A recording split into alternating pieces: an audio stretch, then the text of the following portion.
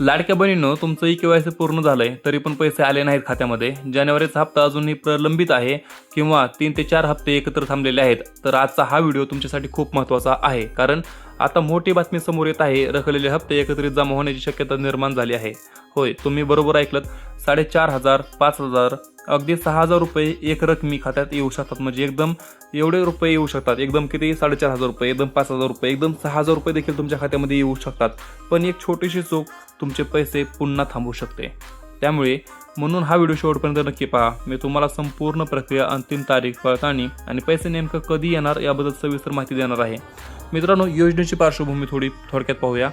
मुख्यमंत्री लाडकी बहीण योजना ही योजना जुलै 2024 मध्ये विधानसभा निवडणुकीपूर्वी सुरू करण्यात आली आहे. ही सर्वांना माहिती झालेली आहे आतापर्यंत. आणि या योजनेचा मुख्य उद्देश आहे राज्यातील आर्थिकदृष्ट्या दुर्बळ महिलांना मदत करणे आणि दर महिन्याला 1,500 रुपये थेट खात्यामध्ये देणे, महिलांना आर्थिक स्वावलंबन बनवणे आणि डीबीटी पद्धतीने म्हणजे डायरेक्ट बेनिफिट ट्रान्सफरद्वारे पैसे थेट बँक खात्यात जमा होतात ह्या योजनेत अंतर्गत. तर मित्रांनो, हप्ते का थांबले हे तुम्हाला सगळ्यात मोठा प्रश्न पडलेला आहे लाडक्या बहिणींनो. तर अनेक महिलांना खालील कारणांमुळे पैसे मिळाले नाहीत. म्हणजे कारण एक नाही, वेगवेगळे अनेक कारणं आहेत ज्यामुळे पैसे तुमच्या खात्यामध्ये जमा झालेले नाहीत, अडकलेले आहेत.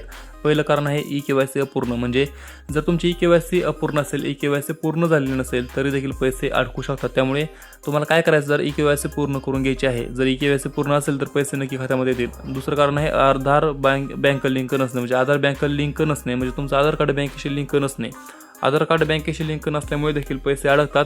आणि आधार कार्ड बँकेशी लिंक असेल तरच डीबीटीद्वारे तुमच्या खात्यामध्ये पैसे येतात. त्यामुळे आधार कार्ड बँकेशी लिंक नसेल तर पैसे येणार नाही. त्यामुळे आताच आधार लिंक करून घ्या बँक अकाउंटसोबत. तिसरं म्हणजे नावातील स्पेलिंग मिस्टेक. म्हणजे तुम्ही जर डॉक्युमेंट जे दिलेले आहेत त्यामध्ये जर नावात स्पेलिंग मिस्टेक असेल तरी देखील तुमचे पैसे अडकू शकतात. त्यामुळे ते बरोबर आहे का ते आताच खात्री करून घ्या. चौथं म्हणजे चुकीचा खाते क्रमांक. म्हणजे जर तुमचं बँक खाते क्रमांक जर चुकीचा असेल तर तुमच्या खात्यामध्ये पैसे कसे येतील. म्हणजे चुकीचा खाते क्रमांक जर असेल तर तुमचे जो खाते क्रमांक तुमचा आहे तो तुम्ही दिलेला नाही, चुकीचा दिला आहे. म्हणजे जो चुकलेला खाते क्रमांक आहे त्याच खात्यावरती पैसे तुमचे जाणार आहेत चुकीच्या खाते क्रमांकामुळे. त्यामुळे ते देखील जर असेल तर दुरुस्त करून घ्या. आणि परत आहे डुप्लिकेट अर्ज. म्हणजे मित्रांनो, डुप्लिकेट अर्ज म्हणजे काय, तुम्ही जर अपात्र आहात तरी देखील तुम्ही डुप्लिकेट अर्ज भरलेला असेल तर तुम्हाला पैसे मिळणार नाही, तुम्ही अपात्र ठरू शकता कधीही. आणि परत आहे उत्पन्नात निकषात बसत नसते. म्हणजे उत्पन्न निकषात जर तुम्ही बसत नसाल तरी देखील तुम्हाला पैसे येणार नाही. कारण उत्पन्नाची अट आहे, त्या अटीमध्ये जर तुम्ही बसत असाल तरच तुमच्या खात्यामध्ये पैसे जमा होणार आहेत, अन्यथा तुमच्या खात्यामध्ये रुपया देखील येणार नाहीत, तुम्ही अपात्र ठरले जाणार आहात.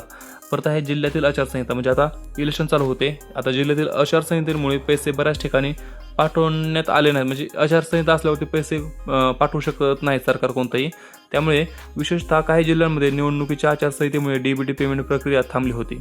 आता मोठा दिलासादायक बातमी काय आहे मित्रांनो, तर राज्य सरकारने ई-के-वाय-सी दुरुस्तीसाठी 31 मार्च 2026 पर्यंत मुदतवाढ दिली आहे. म्हणजे तुमच्यासाठी एक मोठा दिलासादायक बातमी आहे की जर तुम्ही ई-के-वाय-सी पूर्ण केली नसेल तर ई-के-वाय-सी दुरुस्तीसाठी तुम्हाला तारीख दिलेली आहे आता शेवटची, ती म्हणजे 31 मार्च 2026 पर्यंत मुदतवाढ दिलेली आहे. म्हणजे राज्य सरकारने ई-के-वाय-सी करून घेण्यासाठी 31 मार्च ही शेवटची तारीख दिलेली आहे 2026 मधली. म्हणजे चालू महिन्यामधले, पुढच्या महिन्यामधली, चालू वर्षातली 31 मार्च ही तारीख तुम्हाला शेवटची आहे. याचा अर्थ काय, तर ज्या महिलांचे पैसे अडकले होते त्यांना आता दुरुस्ती करून पुन्हा हप्ते मिळवण्याची संधी आहे. म्हणजे ज्या महिलांचे पैसे आतापर्यंत अडकलेले होते त्या महिलांना एक मोठी संधी आहे की तुम्ही तुमच्या चुका दुरुस्त करू शकता आणि चुका दुरुस्त करून तुम्ही आता ते अडकलेले पैसे परत मिळवू शकता.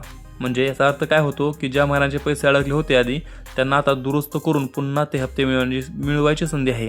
तर किती पैसे एकत्र येऊ शकतात तुम्हाला, जर तुमचे खालील हप्ते प्रलंबित असतील, तुम्ही स्क्रीनवरती पाहू शकता की डिसेंबर 2025, जानेवारी 2026, फेब्रुवारी 2026, मार्च 2026. म्हणजे दरमहा 1,500 रुपये प्रमाणे 1,500 गुणिले 3 बरोबर 4,500 रुपये म्हणजे 4,500 रुपये. परत 1,500 गुणिले 4 बरोबर 6,000 रुपये. म्हणजे जर तुमचे 3 महिन्याचे हप्ते थकीत असतील तर 4,500 रुपये तुम्हाला येणार. जर तुमचे 4 महिन्याचे हप्ते थकीत असतील तर तुम्हाला 6,000 रुपये येणार आहे. म्हणजे 4,500 ते 6,000 रुपयेपर्यंत एक रकमी रक्कम जमा होऊ शकते. मात्र अधिकृतरित्या तारीख अद्याप जाहीर झालेली नाही. म्हणजे मित्रांनो, तारीख आणखी फिक्स नाही, परंतु तुम्हाला पैसे कसे येतील तर डिसेंबरचे, जानेवारी महिन्याचे, फेब्रुवारी महिन्याचे, मार्च महिन्याचे 4 महिन्याचे जर तुमचे थकीत हप्ते असतील तर ते देखील तुम्हाला एकत्र येऊ शकतात 6,000 रुपये. 3 महिन्याचे असतील तर 4,500 रुपये येऊ शकतात.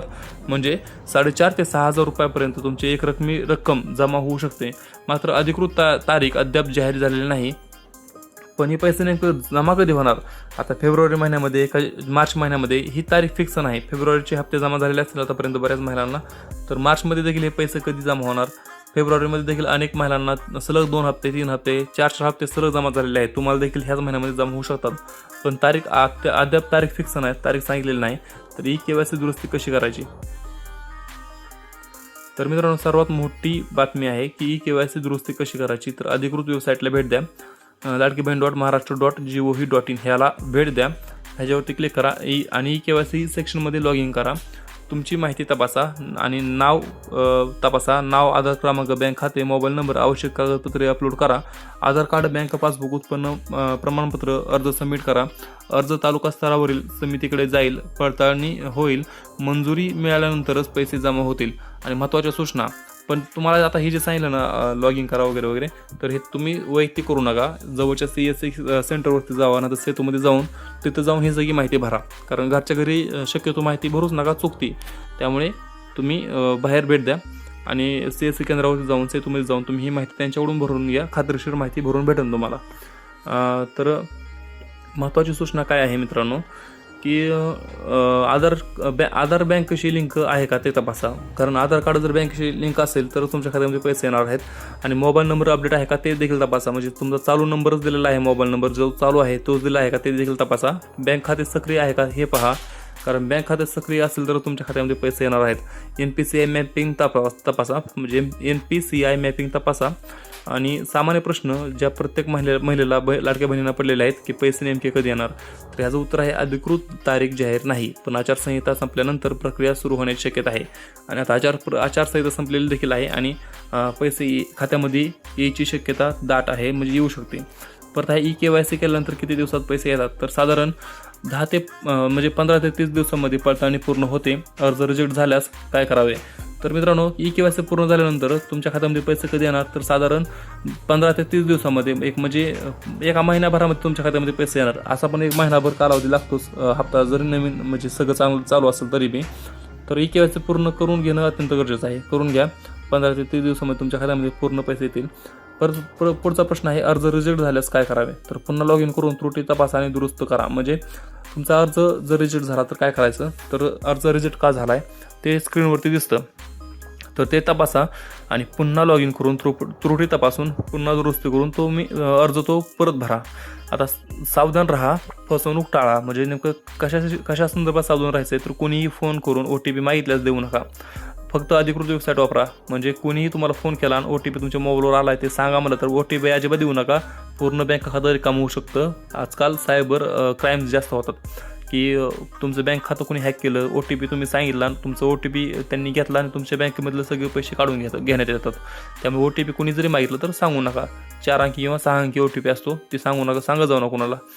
पण आणि पुढचा आहे फक्त अधिकृत वेबसाईटवर वापरा. म्हणजे फक्त अधिकृत वेबसाईट वापरा आणि कोणालाही पैसे देऊ नका. मित्रांनो, नाशिक जिल्ह्यातील एका महिलेचे 3 हप्ते थांबले होते. KYCमध्ये नावातील स्पेलिंग चुकली होती आणि दुरुस्ती केल्यानंतर 2 महिन्यात 4,500 रुपये एकत्र जमा झाले. म्हणजे अशा प्रकारचे किस्से घडत आहेत की पैसे जमा होत आहेत KYC पूर्ण झाल्यानंतर. म्हणजे जे प्रॉब्लेम आहे तो प्रॉब्लेम सॉल्व्ह झाला की तुमच्या खात्यामध्ये पैसे ऑटोमॅटिकली जमा होत आहेत. त्यामुळे काळजी करायची गरज नाही, तुमच्या खात्यामध्ये देखील पैसे येणार आहेत. अशा उदाहरणांनी तुम्ही त्याचबरोबर मित्रांनो महत्त्वाचा निष्कर्ष काय आहे? तर 31 मार्च 2026 ही अंतिम संधी असू शकते तुम्हाला KYC करण्यासाठी. म्हणजे 31 मार्च 2026 ही अंतिम संधी असू शकते. दुरुस्ती न केल्यास लाभ कायमचा बंद होऊ शकतो. त्यामुळे KYC दुरुस्त करा, सगळ्यात चुका टाळा आणि रखडलेले हप्ते एकत्र मिळवण्याची संधी आहे. बहिणींनो, जर तुम्हाला ही माहिती उपयुक्त वाटली असेल तर हा व्हिडिओ लगेच लाईक करा. तुमच्या इतर बहिणींना, मैत्रिणींना, नातेवाईकांना शेअर करा आणि आपल्या व्हिडिओला हाईप देखील करा. कारण एक छोटीशी माहिती कोणाचं 6,000 रुपये वाचू शकते. आणि अशाच महत्त्वाच्या सरकारी योजनांच्या अपडेटसाठी आपल्या चॅनलला सबस्क्राईब करायला विसरू नका आणि बेल आयकॉन दाबायला विसरू नका. आपण भेटूया पुढच्या व्हिडिओमध्ये. तोपर्यंत लाडकी बहीण योजनेची नवीन पात्रता निकष आणि अर्ज प्रक्रिया सविस्तर वाचा आणि ते दुरुस्त करा. आपण भेटूया पुढच्या व्हिडिओमध्ये. तोपर्यंत जय हिंद, जय महाराष्ट्र.